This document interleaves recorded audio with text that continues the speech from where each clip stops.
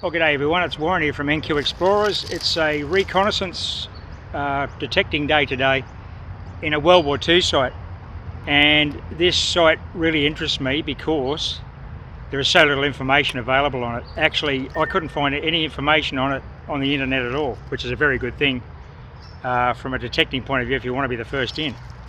So where did I find it? I found it in the local library in one of the limited run local histories. And there were some anecdotal letters from residents from back in the 40s who mentioned this camp and how they accommodated the soldiers and took the soldiers into their homes in the local area during the war. Now that led me to actually start looking for any evidence of the camp online. I couldn't find any. I found no maps and no information on the units that were here. But from those letters and descriptions from the old out of print book, I learnt where the site was and where the tent lines were. Now this area here is the tent lines. There's been some modern encroachment on the fringes of the camp and they won't be available to detecting, but this bit of native bushland is where the tent lines were. So what I'm going to do today is cover as much ground as I can in a couple of hours. If I ping a few good finds, that's fine. I'll just cherry pick the high tones to determine A, if I'm on the site, and B, what kind of relics are here, and whether or not it's been detected. And then what I'll do, I'll bring Colleen in here and we'll do a full day and a full video of finds on this site. So today's just a recon. If I start making good finds, I'm going to have to carry myself away because I don't want to leave Colleen out of this. So we'll get into it and I'll show you any evidence I find of the old camp as we wander through the bush. Thanks for watching. Okay, I've got an 85-86 here. I'll just take a piece of foil, old foil. This is a very shallow target. So we'll just pull back the, I'll pull back the leaflet as you can see. Just pull it back wide and gentle and see what comes out. What have we got? Looks like we've got a coin straight up. It is. Looks to be a penny. Awfully light numbers though. Let's have a look. Oh, that's awesome. That is history and that is research paying off. I'm so stoked with that. I've been here 10 minutes and that is literally my second dug target. Didn't see my first. Let's give him a clean and we'll get a date off it. What a ripper. Well, there she is. It's the ubiquitous 43 kangaroo penny. I could be wrong, but I think they made 6 million. It was a 63 million of these coins. It was just an enormous amount of coins for the wartime economy, and of course the penny was the base currency unit, so they were a lot in use. Great metal detecting target because they're so large. Right, let's get cracking. Well, my research has led me to believe this is the area of the tent lines for the army camp. Now right there was where I just got that penny with the coils resting. By the way, I'm using the max today. I'm in custom mode. I've got 30 points of iron, which I might drop back a bit actually, and sensitivity is on 7. And I've got the Nell sharpshooter on the max. But just forward of that penny that was there, look at this lovely signal. Solid 76, shallow, just under the grass. So let's go for that again. We'll go live. See what we get. Okie doke, here we go. Pull back this grass. I'm pretty confident this would probably be a halfpenny. It'd be a 2 coin spill. Listen to me talking it up. Easy digging too, it's always a bonus in these dry conditions. I'm getting a good solid 77. Max loves it. This is right there. Pretty sure you're going to see a World War II coin come out of here. And the last person that touched this coin was a soldier who hopefully returned from the conflict. Look at that, there's a bit of an old broken bottle. That's a good thing. Oh, here it is, look. Wrong again, but it's a World War II toothpaste tube or a tinea cream tube. Okay, I'm directly in the lines, this is awesome. Right, this is another 7980 up in amongst the ants here. I'll just pinpoint it for you because it's... Oh, what is this? That's it there. It's actually exposed under the leaf litter. It's a old World War II cordial bottle top.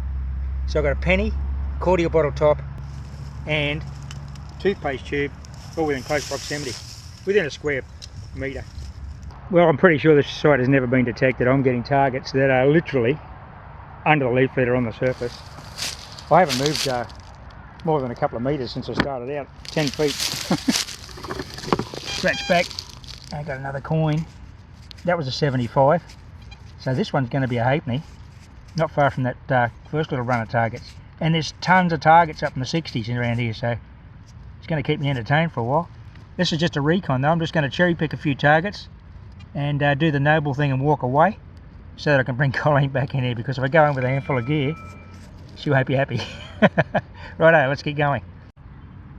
Well, there's that halfpenny, and interestingly, it's a 1948 halfpenny. Kangaroo hopping to the right there with the date under his tail. This indicates that the camp was obviously in use post World War II. Now, there's so little information on this site that I'm learning as I go, so this is great. Have a look at the mineralisation on this site.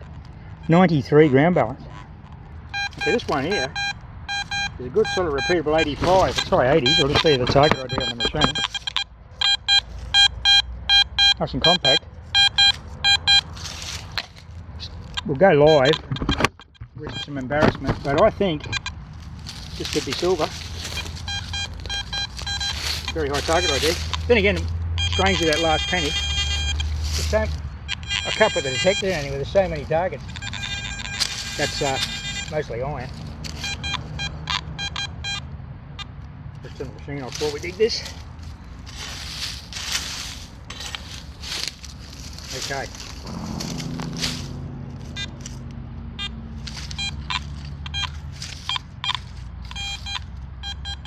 Oh, it's already out.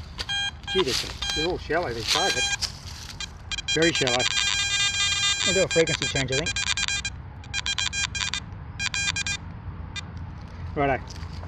Sorry about that detector noise. So up in this mark heap, got a target. It's 80 something, and this is it. Oh, what is that? Looks like a mechanism off something. That's fine. It's all World War II. My apologies, but I'm going to subject you to another live dig. Could be another bottle top, but could be a coin, and they're very shallow. You can see where I've got the point of the pick there. Got a very shallow 75. If I was just pinpoint it. There. Pleasure to dig in the side. It's just really loamy, as you can see. It's just a clayey sand. 75. Bottle top. This is all good though. There's this much drinking going on. There's dropping going with it.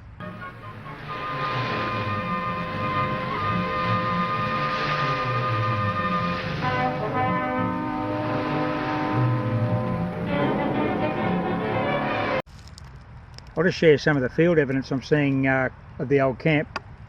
Piece of broken concrete, not reinforced, fairly typical World War II, it's just sand and cement mixture. Over here we have a very old brick. Now this spot I'm in here was the tent lines, but there were brick structures, well there would have been permanent structures, more permanent structures on the site, and they were demolished sometime after the war. Well, that 48 penny indicates at least late 40s, early 50s for the demolition. Here we've got terracotta, which is typical of the ablution blocks and wash houses, that kind of thing. So lots to do in here yet. Well, I've just done a recon looping around in circles, just get a feel of the site. I always feel a third visit is required to really know a site. First one, you've got to find it, confirm your research. Second one, you get to know a few of the features. Third one, you really start making the good finds. That's how I've always approached metal detecting. 3 site visits. It may not be evident here clearly, but I can see now that I'm further down the hill that it's terraced, where the tents have been benched into the hillside. So these are definitely the soldiers' lines. So just like that target was just under the leaf litter. It's another tube, World War II ointment tube of some description. Just forward of it there, where that old branch is pointing into the ground. Got another target. I sort of spun around with the detector. I've sort of walked across this spot, and here 84, 85 right there. So another live one. Possibly another bottle top, but that's a really high reading. As you can see, I'm really cherry picking that. It's a real luxury at the moment because I'm just cherry picking really high tones, 70s and 80s, but there's an absolute plethora of targets from 40 upwards. It's just going to be, okay, it's glass and this, which is what? I guess that's a target. It's a crushed. It looks like the bottom of a cartridge, but it's very large caliber. It's not a cartridge, I don't think. Well, it's not a coin anyway. I'll just check the hole. Make sure that was the target. Yeah, that's in. Gone. Interesting. I'll study that and see if I can determine what it is. That's a 77, 78. Very shallow target again. And I really haven't moved very far. Did a loop, came back to where I found the original couple of coins. So right here, just go real gentle. See if I can pull it up in the loamy ground. See what we get. Oh, it's another bottle top. Gee, there's a lot of cordial drinking went on here. Well, there's my next target. It's like an escutcheon off a lock, probably off a trunk or some sort of chest or case. That's what it looks like, with a skeleton key section there, perhaps. Well, I've moved uphill a little bit, scouting around. I found it's quite an interesting find I got up here. It was a 75-80. As I said earlier, I'm sort of cherry picking these really high targets. And here's the recovery. It's the brass hinge off a carpenter's folding rule. I'm really interested to see whether that has got any Australian Army or government markings on it. It's I guess it's the old 3-foot rule. So a bit of measuring went on. Well, what I'm discovering is that I'd say the Army bulldozed sections of these lines when they left the camp. There's like these windrows with lots of old brick and terracotta in them, crockery. I'm finding asbestos all over the place. There's certainly structures here. It's the asbestos siding, not the corrugated roofing, but that'll be here too. And so on the scraped side, I'm getting no targets. So I suggest a lot of stuff will be up in those mounds, but there's adequate bushland other than that I can work on. I'm almost tempted to stay a bit longer, but I'll give it another hour. This is just a reconnaissance. I don't want to do too much without Colleen, so I'll do another hour and get to know the lie of the land so that we're better equipped when we come back and we can make some intelligent choices about where to detect it. So it's all good information that I'm gathering. Well, this is what we love about metal detecting. The day just turns around in an instant. This find would have been a sunbaker had it not been for the leaves. I can't believe this thing was just sitting there. It was a solid 82, and I just saw a glimpse of it as it came out of the leaf litter. And let's pick it up together. We're the first to touch this since World War II. Look at this. You have a rising sun. It's a collar badge rising sun. Oh, that's just gorgeous. Lugs are there, no pin. It's the usual way we find them. That'll just clean up beautifully and go into the collection. Look at that. Well, that's the reward for all our research and the obscurity of the site. I'm pretty sure no one's detected this site. I'm not seeing any detector holes or any evidence of bottle digging or anything like that. So we may be the first ones in here together. Let's clean it up and have a look.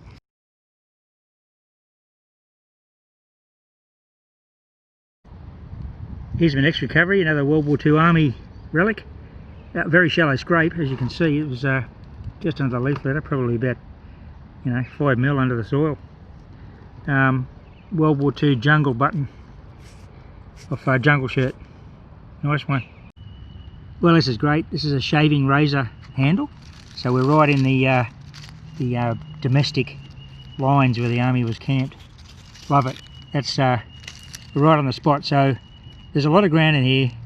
It's a place for a small coil. I got it at 9.5 on there. I could probably even go smaller. And the I've been cherry picking the high tone targets above 60. I mean, in the end, the biggest discriminator in a metal detecting setup is the operator. You decide whether to dig or not. But I haven't been digging any in the 50s, some in the low 60s, and of course I've got some 70s and 80s. But lots more to find in here yet, so this is really encouraging. Righto, I'm on my way out. I'll get there eventually. Land Rover's about 700 or 800 metres ahead of me. This looks like an old shallow scrape, possibly an air raid trench. Won't be a gun pit because these are accommodation lines. But as I approach this shallow scrape, I've got a rip-roaring signal here. I haven't touched the ground yet.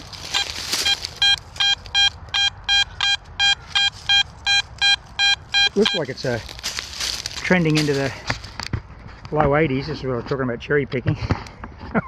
I'm spoiling myself. That's why Colin comes into these places and digs everything and always finds them all. I'm too selective. But anyway, we're doing alright. Let's have a look at this. A little bit of crackle there. Pretty loud on the proportional audio. I've only got the volume on the max on 2. I'm not using headphones obviously, so you can hear what's going on. It's in 83, 84. I don't think that's going to be a don't think there's going to be a cordial bottle lid up here somewhere.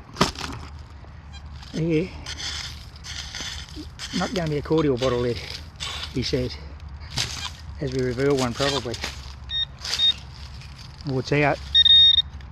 I didn't see anything come out of there, but you may have done. Oh, there it is. Nothing too exciting. It's a saddle clamp, probably off an electrical cable. Yep. Would have been something to do with the power to the huts that were further up the hill here. Well, I really hope you enjoyed that little recon trip in here today. I'm pretty happy with that. A couple of coins and a rising sun. Always a good day when you get a rising sun. So we'll treat that as a reconnaissance hunt, little short one. I'll come back in here with Colleen and do a full day in here. So thanks for watching the video, everyone. Happy fossicking. Bye for now.